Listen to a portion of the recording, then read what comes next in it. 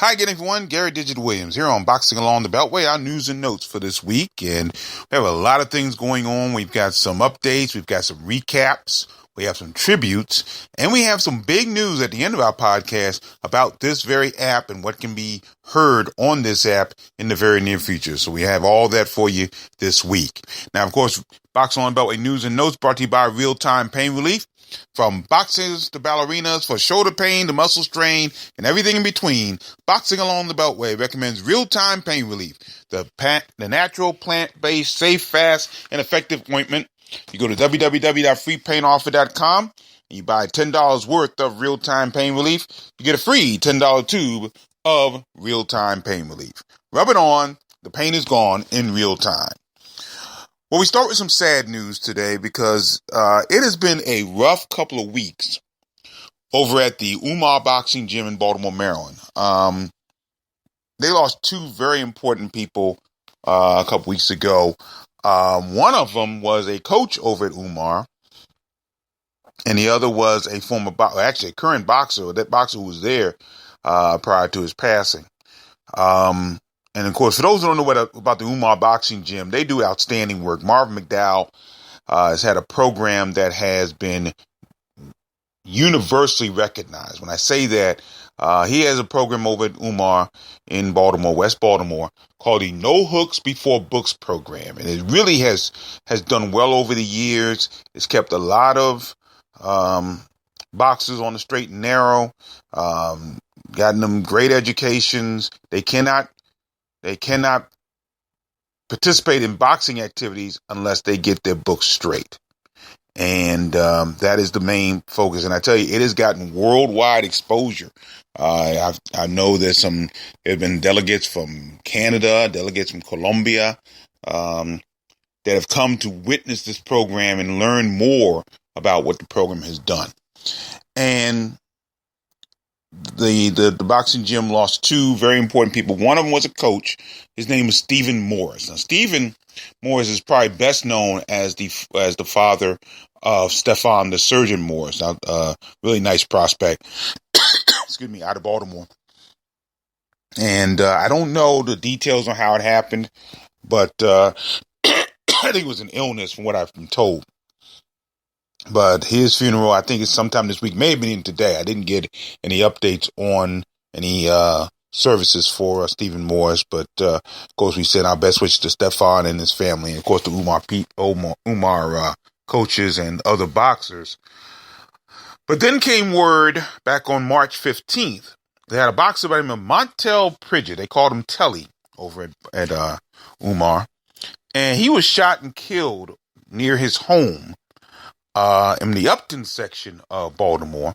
And he actually also been going over to the Upton Boxing Gym because there were plans to turn him pro very soon. And from what some of the reports said, that after Gervonta Davis, should he get past Liam Walsh on May 20th in England, the next title defense was going to be in Baltimore. And Telly Pridgett was scheduled to make his pro debut on that particular day.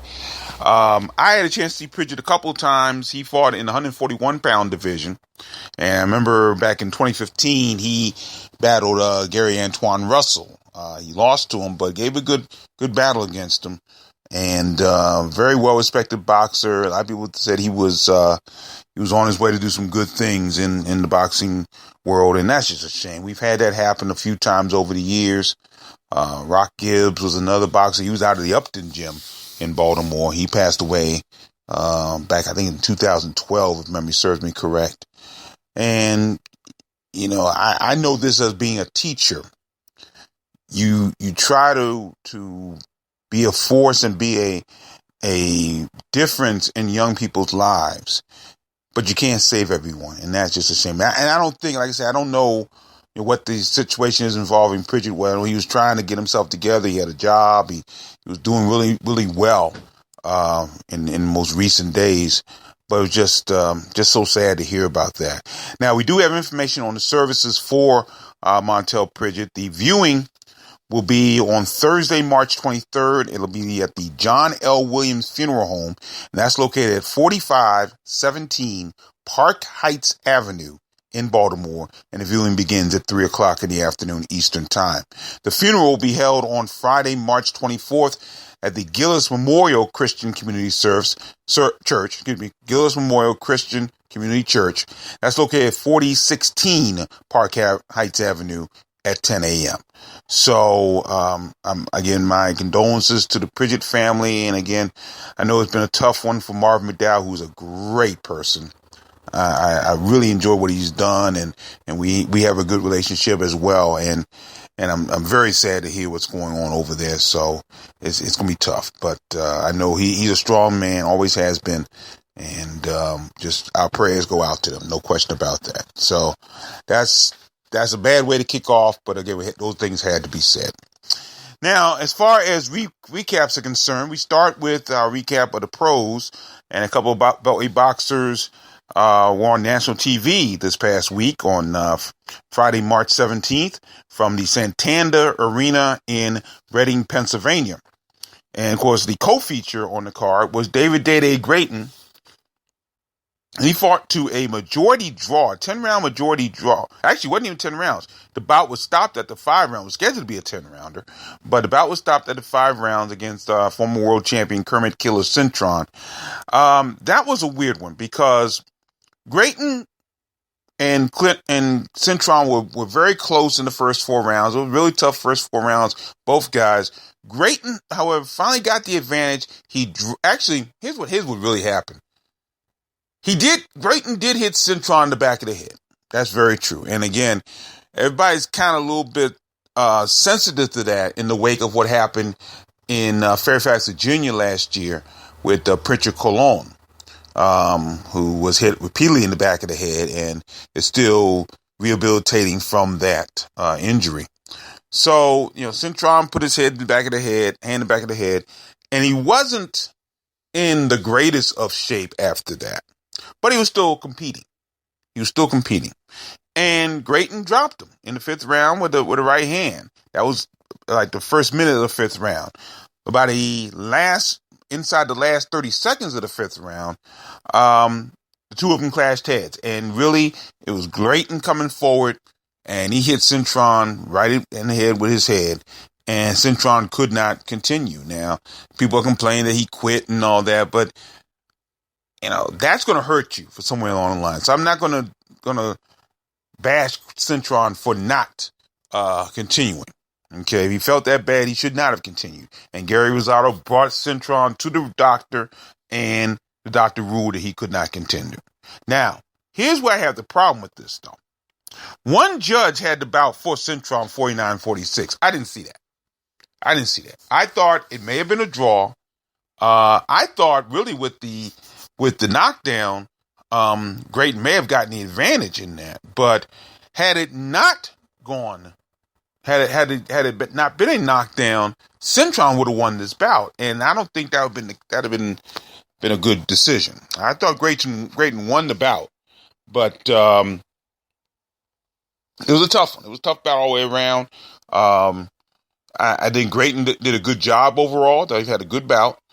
He's now 15-1-1 with 11 KOs. Cintron now is 39-5-3 with 30 KOs. But I'd like to have seen Grayton win that bout, though. Get the victory on that one, because that would really help them move on, winning against a former 2-time world champion.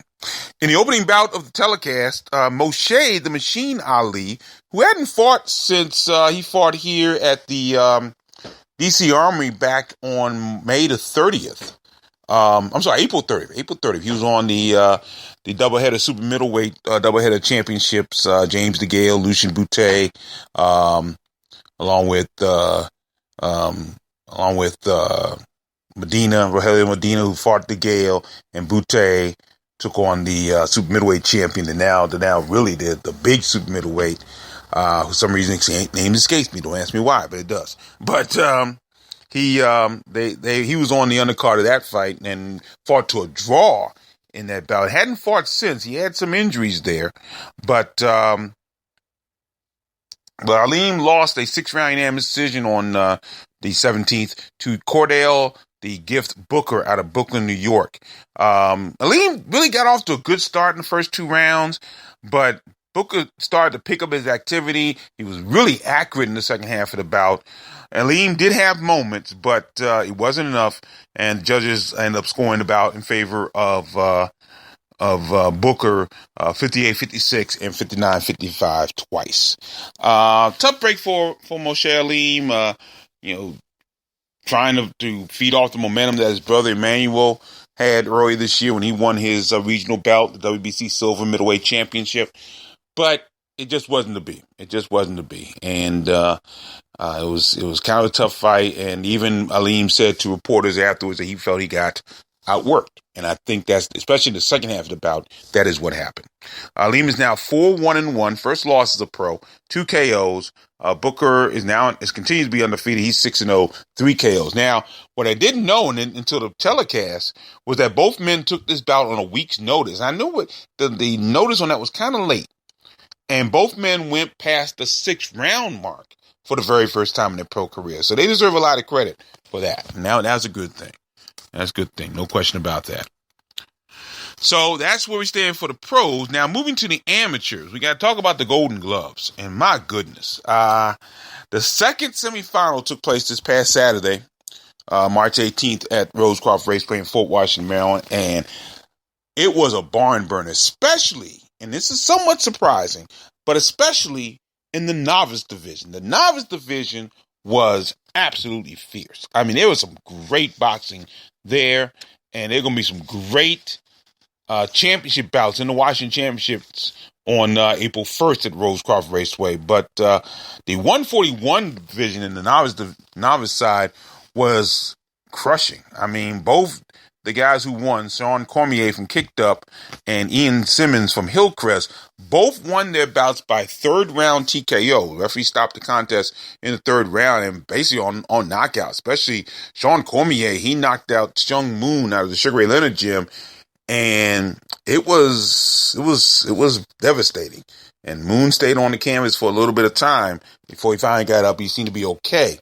But it was scary. It was a little bit scary because you don't often see that in an amateur contest. You see it more in the pros, but it was a vicious knockout. And then Ian Simmons came in and knocked out Charles Scott III. He just pummeled him and got a TKO. Charles Scott out of Charm City Boxing. And so those two will meet, and that should be an explosive matchup on April 1st for the 141-pound novice division championship. Those are the big bouts. That was the big bouts there for the novice division. For the open division, the Avalar brothers, Tommy, Brian, and Wilfredo, all tried to do something that I don't know if had been done with three brothers trying to get into the Washington finals. Two of them will make it. As Tommy Avalar won his 132-pound semifinal over Andrew Barrett, and Wilfredo Avalar had already gotten into the 141-pound division. Of course, we talked about him a couple weeks ago because he had that great matchup against Cipriano Zeldin earlier in the competition. Cipriano Zeldin and the Headbangers. He'll take on Donnell Poe out of Old School, who won his bout against Deontay Burtz. Brian Avalar did not make it into the finals. He lost to Keyshawn Williams of Next Up Gym, 152 pounds. Williams will take on Kalani Daly, the Sugar Ray Leonard Gym. Of course, he is the son of Special K Kelvin Daly, who was a very nice amateur and also a pro in the 90s. So those are some of the matchups that will be a part of the Golden Gloves on Saturday, April 1st, and it should be outstanding. Now, the tickets will go up just a little bit because they are the championships over at Rosecroft Raceway. Tickets will be $25 in advance, $30 at the door. For you can call 301-843-6165. That's 301-843-6165 and get more information about ticket prices and where you can get tickets for the Washington Golden Gloves Championships. Will be on Saturday, April the 1st at Rosecroft Raceway. Meanwhile, we say this again, the Virginia, North Carolina Golden Gloves Championships, they will come to Springfield, Virginia. And that'll be on Friday through Sunday, March 24th through the 26th at the ABC Sports Complex, also known as the Annandale Boys and Girls Club in Springfield, Virginia. So we for the pro fights that are there, we call it the ABC Sports Complex. But in reality, it is the Annandale Boys and Girls Club for the amateurs. So that's why we're making the distinction. That's located at 6728 Commercial Drive in Springfield, Virginia. Now, let me give you the time once again. Friday, March 24th, the bouts begin at 7 p.m. On Saturday, March 25th, the action will get underway at 6 p.m. and the championship finals will be on Sunday, March 26th at 1 o'clock in the afternoon Eastern Time. 1 o'clock Eastern Time. Tickets on sale at the door. You can only get them at the door. Ringside tickets cost $30. General seating is $20. Now, the winners from both events, the Washington finals and the Virginia, North Carolina finals, and actually Washington consists of Washington, Maryland, and Delaware, by the way. And the winners will go to the regional finals that'll take place on Saturday, April 22nd at Rosecroft Raceway. So that'll be a lot of fun there. So make sure you're there for that as well. Also, now another amateur note, good amateur note too. Troy Isley, he is a middleweight out of Alexandria, Virginia, who has advanced to the elite level of USA boxing. That means he travels all over the world. He's in big bouts, and if he stays in it long enough, by the time we get to 2020, he may have a shot of making the Olympic team. Troy Isley won his first open division international contest. He won in the quarterfinals of the Chemistry Cup tournament. That was located in Halle, Germany. Halle, Germany this week. He ended up losing in the semifinals. He won a split decision in the quarters. He lost a split decision in the semifinals. And so that was the first open international bout. And I say it was the first open bout because years ago, he was one of the boxers that was on the Beltway squad that traveled to Belfast, Northern Ireland to compete in the annual Belfast Beltway Boxing Classic. We have one year they're over here in D.C., every other year they go out to Ireland. And Troy Isley was one of the teams that went to Ireland and won his bout there. So he's fought in international competition before, but this is his first really big open international tournament, and he did very, very well.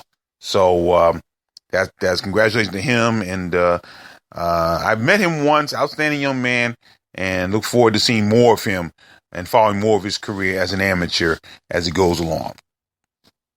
Now, coming up this week, coming up on Thursday night, March 23rd, and this will be at the Skylands in Randolph, New Jersey. Now, there's been some interesting changes about this. We kind of mentioned this card, but there's been some changes since we first started talking about it. Originally, there were a number of Beltway boxers on this card. However, that has changed because Malik Hawkins, Glenn DeZern have all moved on to that card, and they'll be on the Friday, April 14th card from the MGM National Harbor Casino in Oxon Hill, Maryland. We talked about that last week. That's the Showbox card there. And Glenn DeZern, I've been told, has been added to the Showbox telecast. So that's a lot of fun there. So they're off this card in New Jersey. However, there are two Beltway boxers scheduled to be on this card. I say scheduled because one is kind of up in the air, and I've been hearing a lot of things, different notes either way. The one we're talking about is the pro debut of Hasim Rahman Jr. Now, he's a heavyweight out of Baltimore by way of Las Vegas. Of course, his father lives in Las Vegas, but they of course continue to claim Baltimore as home. And Rahman is scheduled to make his pro debut on this card in New Jersey. So they've got an opponent for him. That's Brian Imes. He's out of Kansas City, Missouri. He has a record of 1-4, 1 KO. But the information for the April 14th card says that he's making his pro debut on that card. So we don't know about that. He could conceivably be on both cards.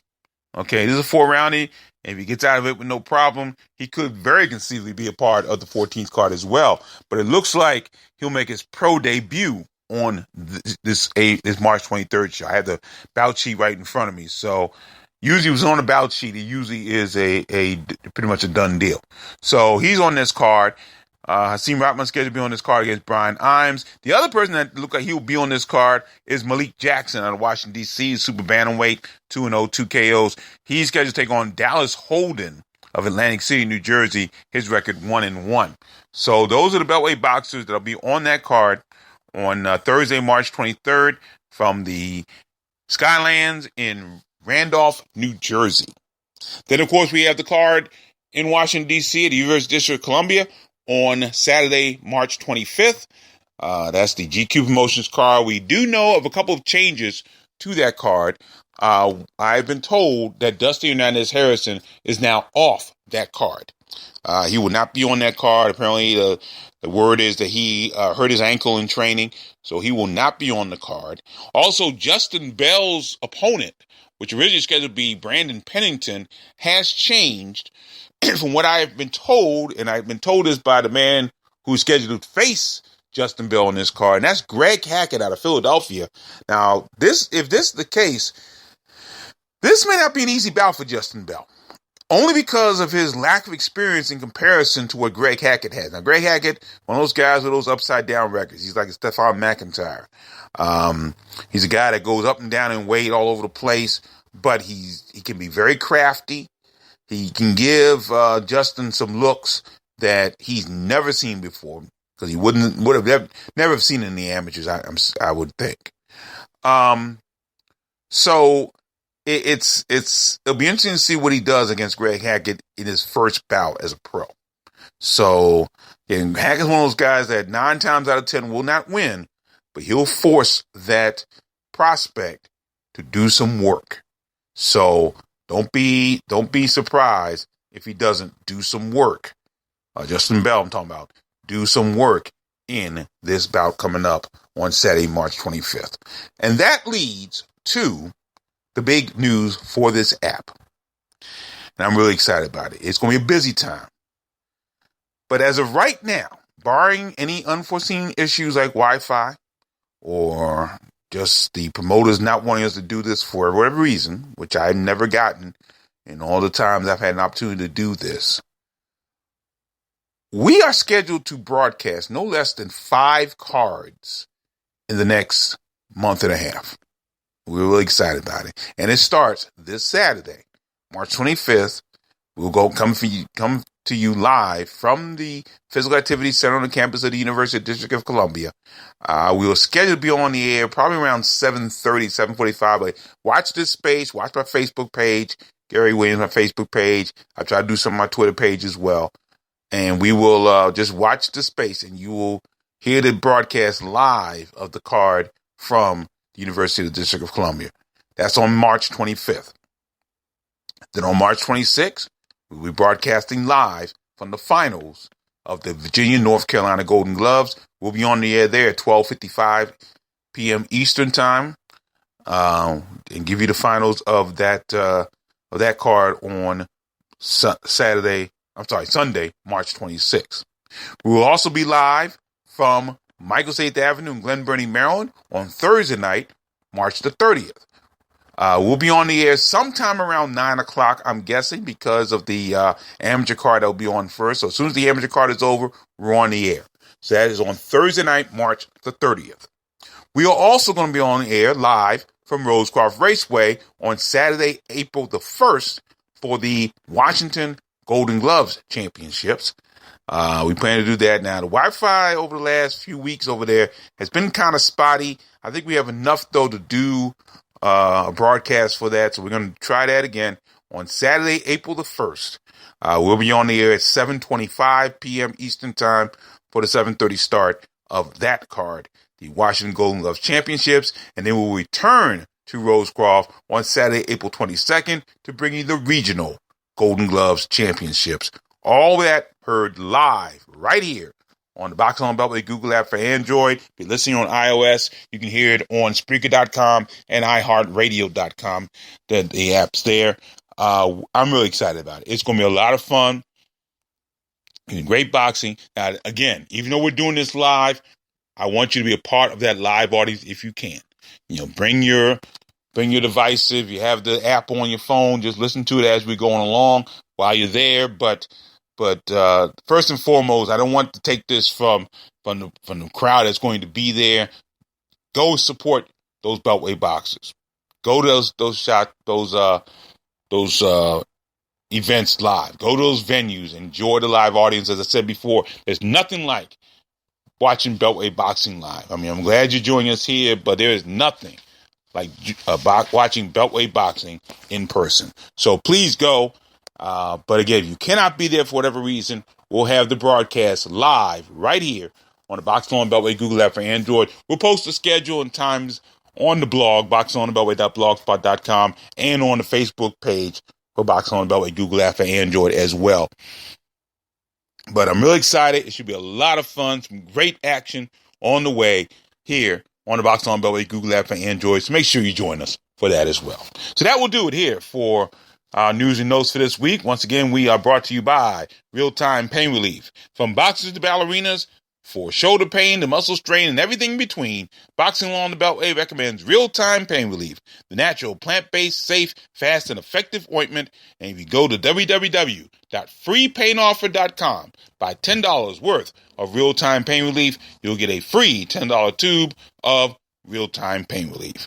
Rub it on. The pain is gone in real time. I'm Gary Digital Williams. Thanks for joining me, everybody. And always remember to keep supporting the best boxing in the world, the boxing along the Beltway. We'll hope to see you Saturday at UDC for our big card there. Until then, have a very pleasant and good night, everybody. Thanks for joining us. Bye-bye.